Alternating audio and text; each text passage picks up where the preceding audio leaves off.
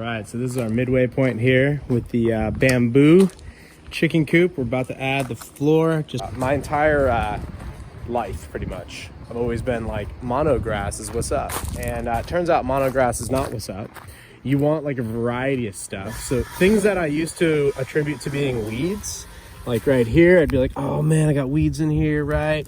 You know, typical like landscaper dudes are like, oh, I gotta go get the atrazine, man. Gotta spray the pesticides and poisons everywhere. Turns out, complete total mistake. Been reading a little bit of Lewis and Clark diaries, and you just, man, you realize like how abundant the Midwest and just the Western Plains were. And it turns out there's like 27 like plus varieties of grass out there, and these animals are just grazing it. And so it's changed I've basically been letting this go. I haven't mowed this thing in like a few months now. And what I've got going on is I've got like a Bermuda grass here, I've got a Bahia grass here, I've got some sort of weed that gives me 3. I'm finding that when I don't mow it, I'm getting like beautiful flowers and stuff. I've got these guys, which are like, I don't know what these are. That's 4. You can see a larger one right there. I've got 5. These guys kind of drive me crazy, but you know, we'll see if the animals like those things. That's 5. This is 6. So now I've got 6 different varieties. This would be 7.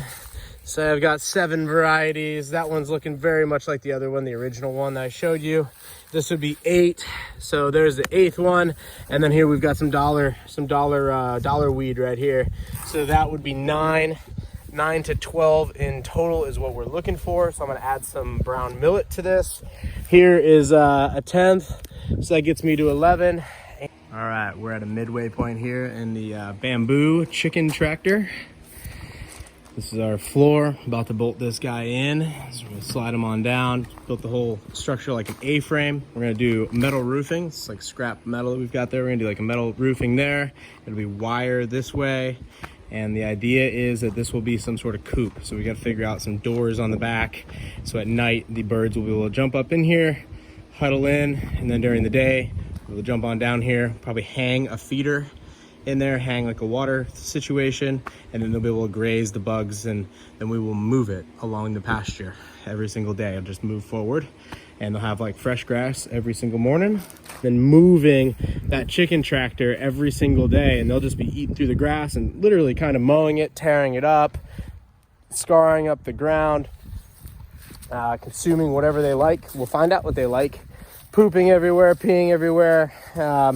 Oh, here we go. I got wild St. Augustine. I've got some of that on the property. So whole idea is to let this go wild now and be moving that chicken tractor. If it's a success, I'm going to do a lot more chicken tractors. I'm pretty bullish on chicken, eggs in general, self-sufficiency, being able to grow stuff for my community.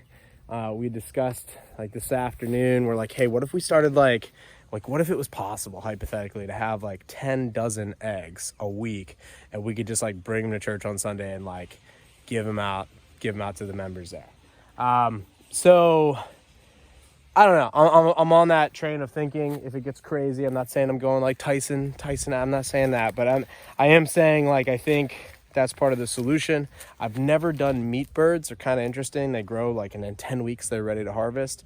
And I don't know how exactly you process them and stuff. I've seen a few YouTube videos, but it has me thinking. I'm like, yeah, it's kind of cool. And then I could process them, freeze them. Boom, I've got chicken. Just be moving them every single morning. So we'll just start here, you know, and then we'll move it on to, you know, one length every single day. So it's just going on beautiful new stuff. Start building that soil content. And I do want to add some cows. Don't quite have enough grass for cows, but if I have really good fertile grass, like really good soil, putting grass out or putting cows out here is going to be very, very easy, especially on the back of the property here. So that's those are my next moves. Actually, my neighbor has been pulling cows all day.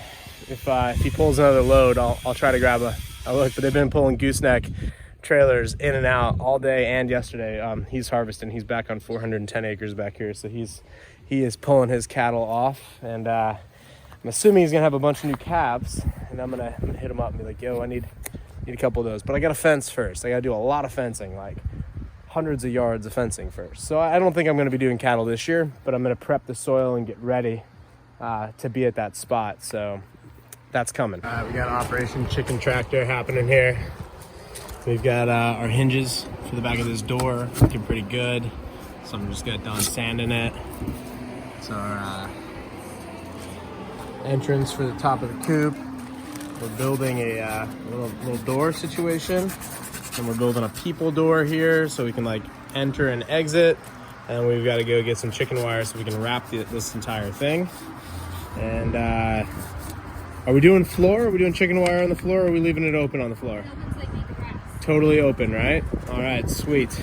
So we're getting close. We're hoping to have birds out on pasture grass this week, so that we can begin developing our turf grass. We're looking for 9 to 12 varieties of turf grass out here, which has changed my complete conception of how I view grass. All right, we've got some completed chicken tractor here going on. Pretty stoked about this. Ran the metal all the way down to the bottom there, so that they've got kind of like a wind tunnel.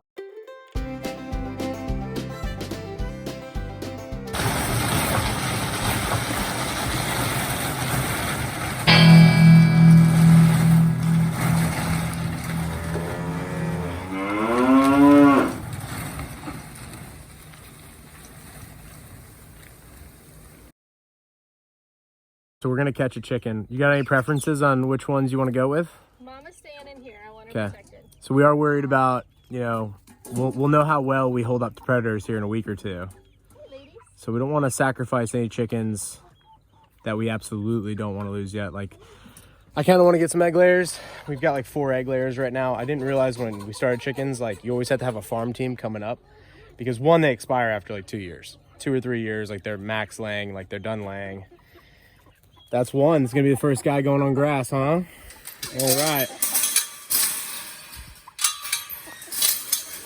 The completed coop. We've got 10 birds in there right now. It's a 5x10, so we've got 50 square feet. And from my research, that's actually on the high end as far as how many square feet I have per bird. A lot of guys will have like 2 square feet a bird, maybe 2.5.